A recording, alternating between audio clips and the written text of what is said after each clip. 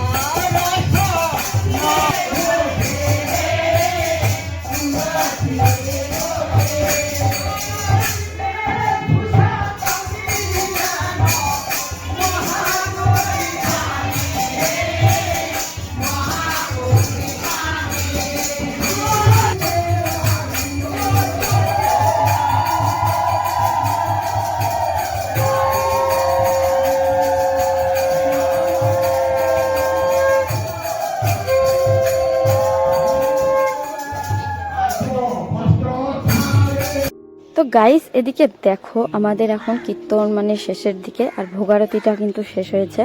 তারপরে উপরে রেডি করে নিয়ে আসলো, নিচে ঠাকুরের কাছে প্রণাম করিয়ে নিল। তারপরে উপরে দেখো যেখানে কীর্তন হচ্ছে সেখানে প্রণাম করবে, আর যেখানে ভোগ লাগানো হয়েছে সেখানে প্রণাম করবে। কালকে থেকে মানে থুবড়া খাবে, তার জন্য আমরা এখন আজকে কিন্তু গায়ে হলুদ দিবে মারা।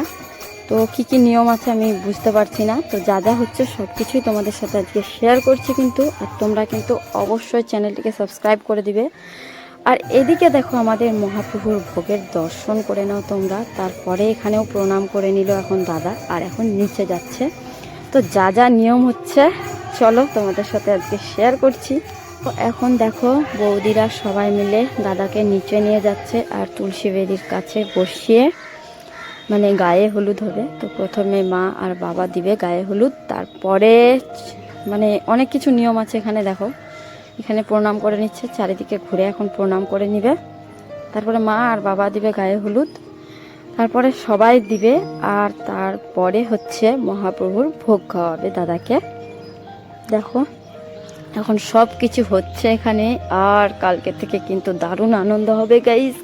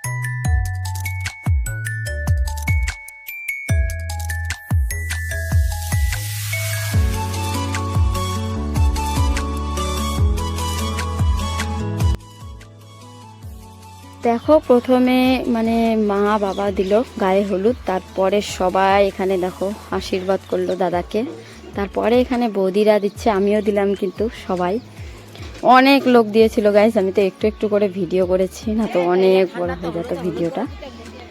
তো চলো, এখন ঠান্ডার দিন, বেশি হলুদ টলুদ লাগানো যাচ্ছে না, তবুও আমাকে একদম ভরে দিয়েছিল।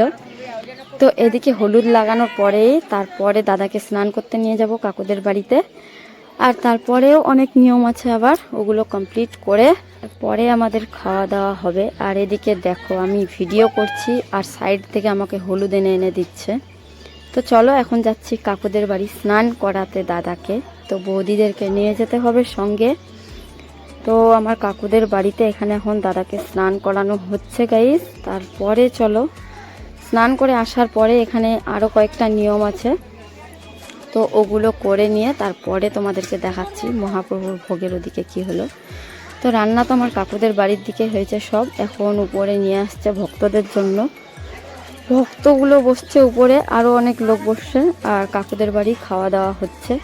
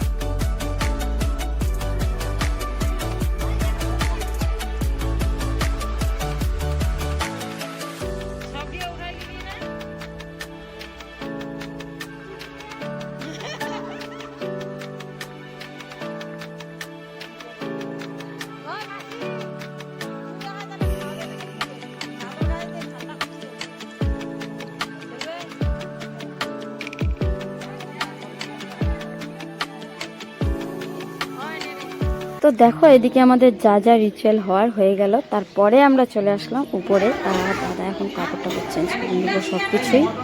তারপরে এদিকে নিয়ে চলে এসেছে এখন মহাপ্রভুর ভোগ, আর এখানে দেখো ঠাকুর মশাই, ও আগে প্রথমে খাওয়াবে দাদাকে।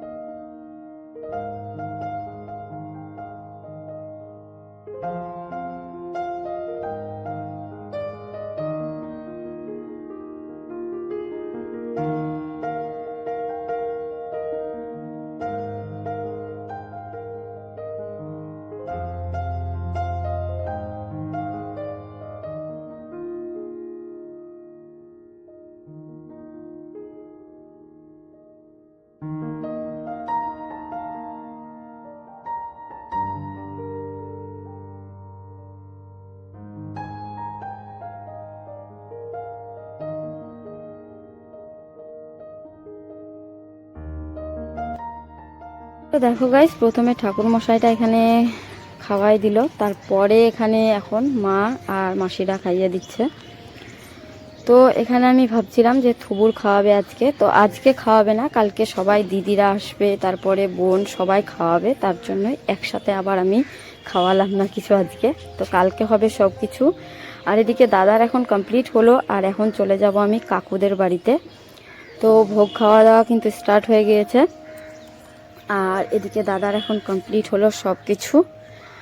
তো চলো এখন এখান থেকে যাব আমি কাকুদের বাড়ি, আর তোমাদেরকে দেখাচ্ছি। অনেক লোকজন হয়েছে বাড়িতে গাইস, অনেক। তো চলো কাকুদের বাড়িতে আসলাম, আর এখানে এখন গ্রামের লোকজনকে বসানো হয়েছে খাওয়াতে। তারপরে আমি চলে এসেছিলাম উপরে, তো উপরেও খাওয়া দাওয়া হচ্ছে, কাকুদের বাড়িতেও খাওয়া দাওয়া হচ্ছে।